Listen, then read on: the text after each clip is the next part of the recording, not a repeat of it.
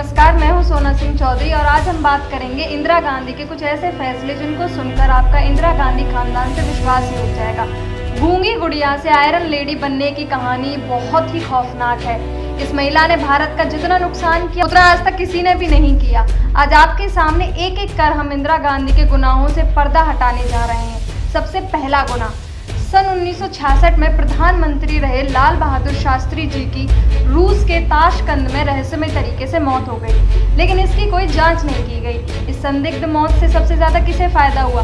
केवल और केवल इंदिरा गांधी को, जो कि प्रधानमंत्री बन गई। ये दुनिया का ऐसा पहला केस था जिसमें किसी सोवरेन कंट्री के हेड की विदेश में संदिग्ध मौत हो गई और उसकी कोई जांच तक नहीं की गई। गुनाह नंबर 2, 7 नवंबर 1966 में करपात्री महाराज के नेतृत्व में हजारों गौरक्षकों ने गौ हत्या पर पाबंदी लगाने की मांग को लेकर दिल्ली कूच किया, लेकिन इंदिरा गांधी सरकार ने सांसद के बाहर शांतिपूर्ण प्रदर्शन कर रहे गौरक्षकों पर गोलियां ही चलवा दी।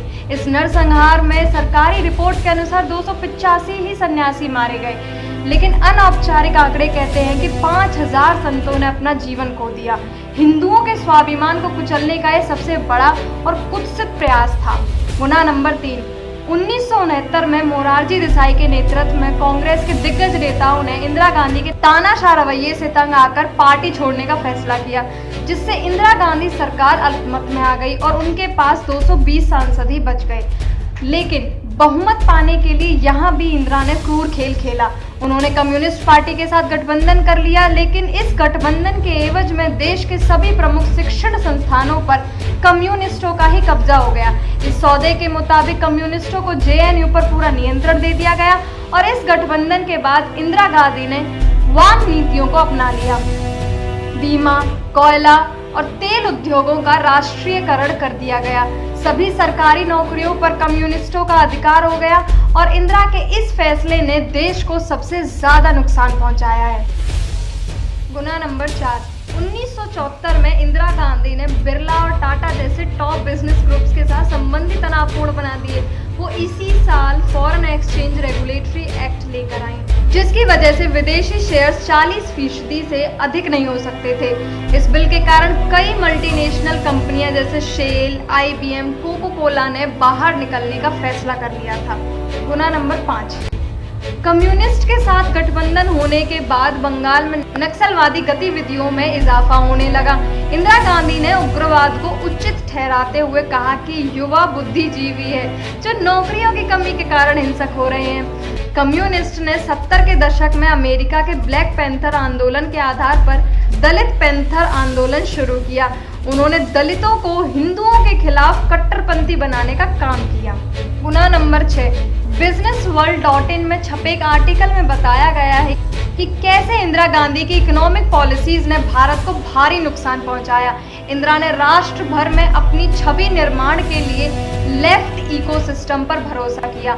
1969 से 1976 तक उनका कार्यकाल भारत की अर्थव्यवस्था के लिए सबसे खराब था। 1971 से ही गरीबी बढ़ती चली गई। गुनाह नंबर 7, 1971 के युद्ध में जीत के लिए इंदिरा गांधी को आयरन लेडी कहा जाता है, लेकिन वास्तव में इस जीत के असली हकदार फील्ड मार्शल सैम मानेकशॉ थे, जिन्होंने अप्रैल 1971 में युद्ध से इनकार करते हुए कहा था कि सेना को तैयार होने के लिए समय की आवश्यकता है, और दिसंबर 1971 में उन्होंने जीत का वादा भी पूरा किया।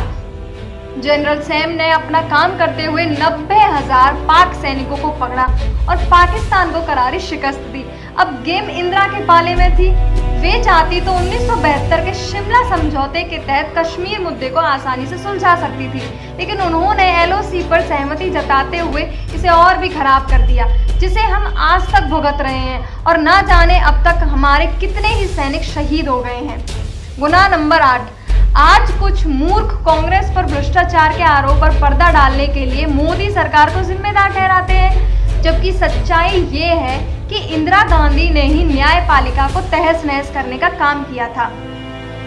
इंदिरा ने 1973 में 3 वरिष्ठ न्यायाधीशों को दरकिनार कर दिया और एक लचीले न्यायाधीश को ही चीफ जस्टिस ऑफ इंडिया नियुक्त कर दिया।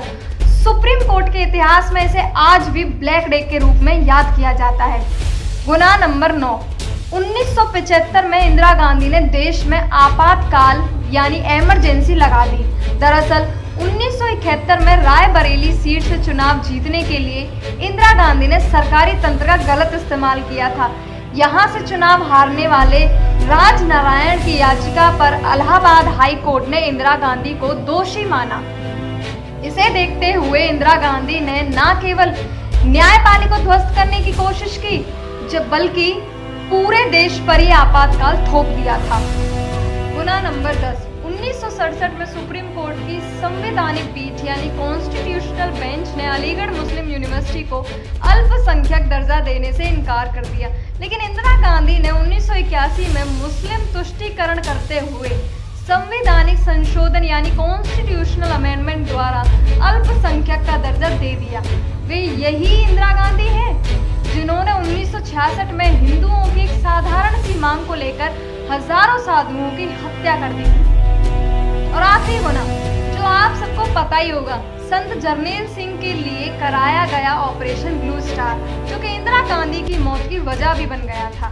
अगर आप राजनीतिक जीवन में इंदिरा गांधी द्वारा लिए गए फैसलों को गहराई से देखेंगे तो उनमें से अधिकांश फैसले तानाशाही से भरे, कठोर और हिंदू विरोधी रहे हैं। ऐसे में ये बात कहने में कोई संकोच नहीं होना चाहिए कि आज हम सभी इंदिरा गांधी के पापों की कीमत चुका रहे हैं।